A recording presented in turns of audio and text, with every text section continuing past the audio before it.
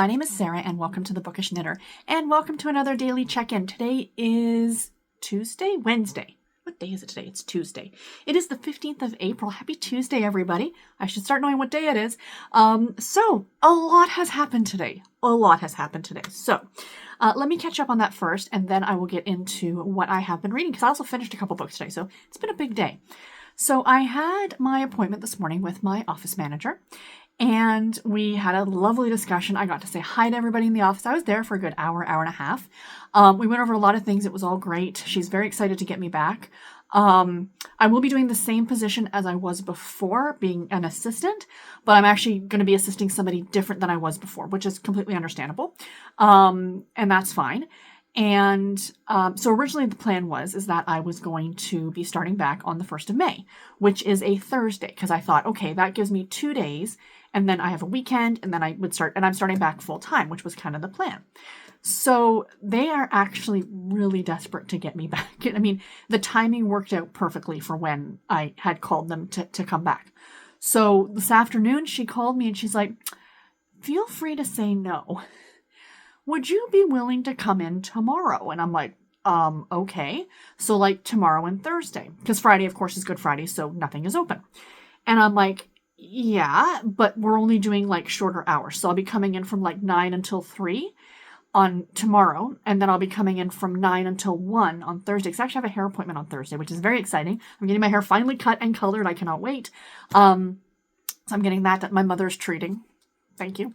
I also had to run out and pick up some clothes to wear because I have nothing in my closet that fits me for work. So, and until I start getting some money in. So I got a couple new shirts and a pair of jeans. Everything was on sale, which was great. But anyway, got those picked up. So yeah, so I go to work tomorrow and Thursday.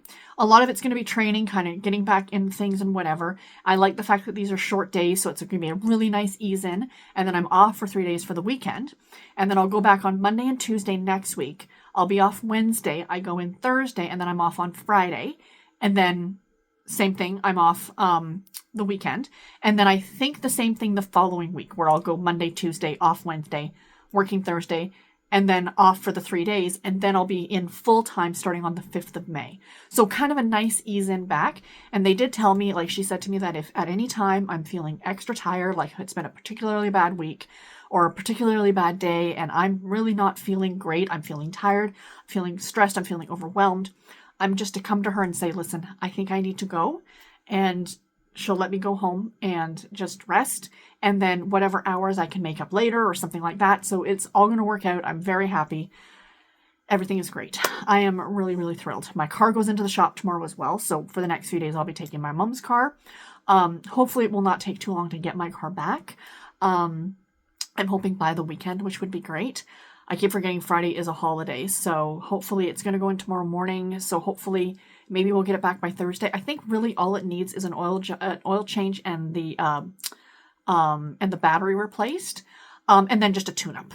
Just to make sure it's all fill the tires with air, just make sure it's all everything's good, and go from there. But yeah, so I'm excited. So like I said, a lot's been going on. So audiobooks are about to become my new best friend, but I will not have a lot of reading time over the days I'm going to be at work, because I'll be like training with somebody else.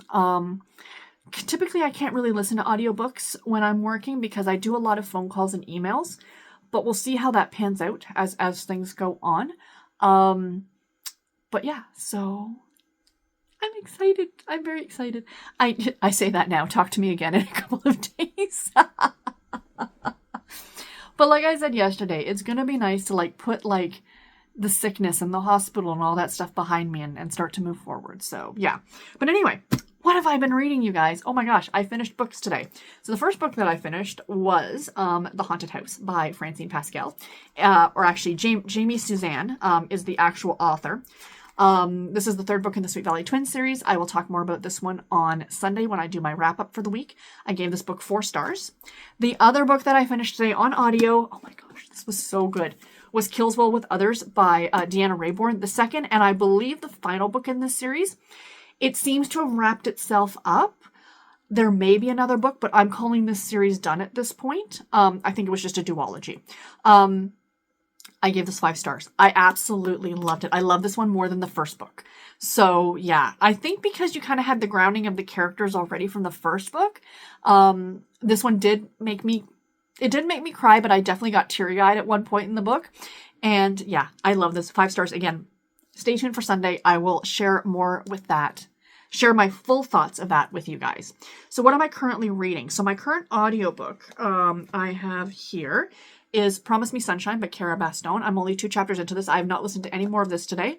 I might tonight. I might do a little bit of knitting before bed and listen to this for a bit. So yeah, that is my audiobook right now.